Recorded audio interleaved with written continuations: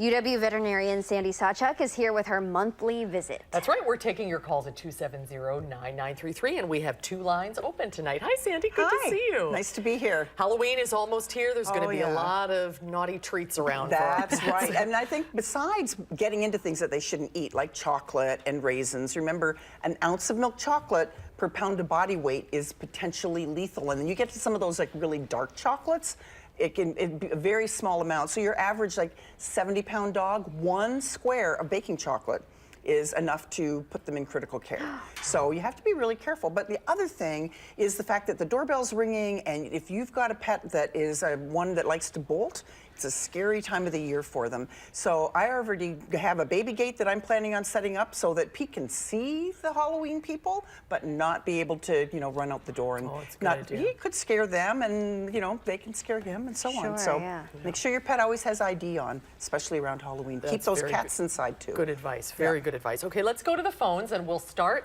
with our caller on line 1. He has a pug question. Hi there. What's your question? Hi, thanks for taking my call. Sure. I have a pug. He's about 2.5 years old, and every time someone comes near me, a family member, he gets really aggressive and starts barking and whining, like he thinks someone is going to do something to me. Yeah. And is this normal? It is, it potentially can be normal, but it is a problem behavior. Obviously, this would be something that you would want to try to get under control. What I would be recommending is that, first of all, make sure that your pug is healthy and happy. Get a good, thorough physical exam. Make sure that they can see normally, they're hearing normally, that there's nothing else going on that could be a problem. Then get a referral to an applied animal behaviorist or a veterinarian who is a specialist in dealing with animal behavior problems. And unfortunately, we don't have any veterinarians like that in the state of Wisconsin. The closest one is in Chicago area, boarded veterinarian. But it is something that there are good people in this area that can work with them. Not a trainer, but an applied animal behaviorist. And they could actually see what your dog's doing and give some hints as to how to get it under control. It can be a serious problem. Yeah, it's really interesting. Yeah. Speaking of an interesting problem, we have a caller on the line who has a Shih Tzu with an interesting problem. I don't want to give it away. Are you there? Yes, I am. Hi, go ahead.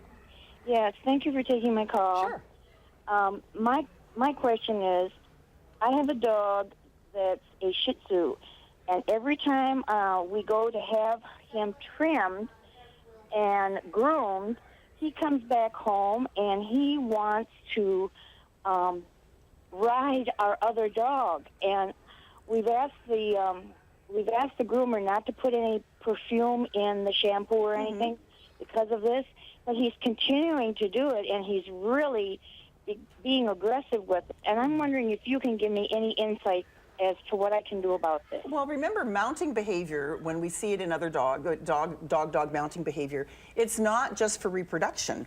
It's also a sign of control or dominance.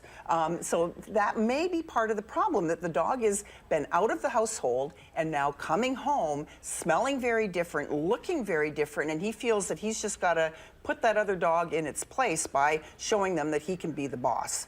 And so that would be my best guess. What I would recommend is when you bring your dog home from grooming, put him in a separate room for a couple of hours. Let him get the smells of the house back on himself. Let him relax a little bit. And then gradually introduce the two, maybe in a real neutral situation, like maybe they're eating their dinner on opposite sides of the room, and then start letting them get back to each other. It's probably just one of those temporary things where he's just totally agitated and throwing off. His hair's gone. I smell different. I've been out of the house.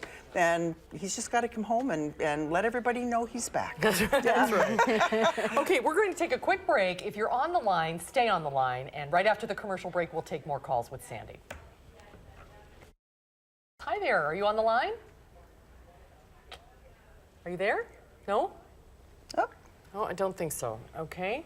Hello, are you calling for Ellen? Yes, I am. Hi. Sorry about that. Go ahead with your question. Oh, hi. My dog has a lot of allergies, and I was wondering if dogs react to GMO foods, and if there's any specific foods out there that are not GMO that might work. Yeah, the genetically modified foods are not any worse than any other foods when it comes to allergies. Food allergies in dogs are actually quite uncommon.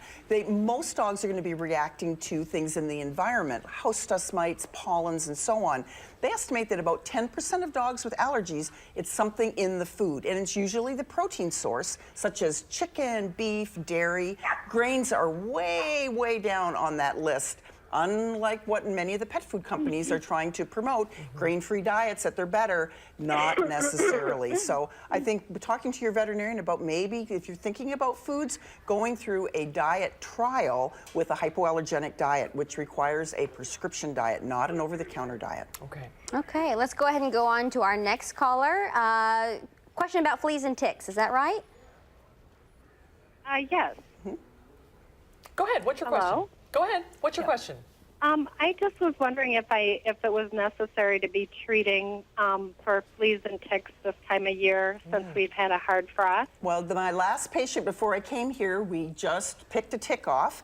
Deer ticks, remember, like that 30 to 40 degree weather, and so they are loving this right now. The regular dog ticks and wood ticks that we see tend to peter out a little bit more once the weather gets cold. I like to tell people that for ticks at least, we don't need 365 days a year of tick control, but in Wisconsin we need 12 months of tick control, meaning that we can still see a tick bloom in January because we get a little bit of a thaw, they come up and they're right there for your dog. So year-round tick control, which usually means you're going to get flea control as well.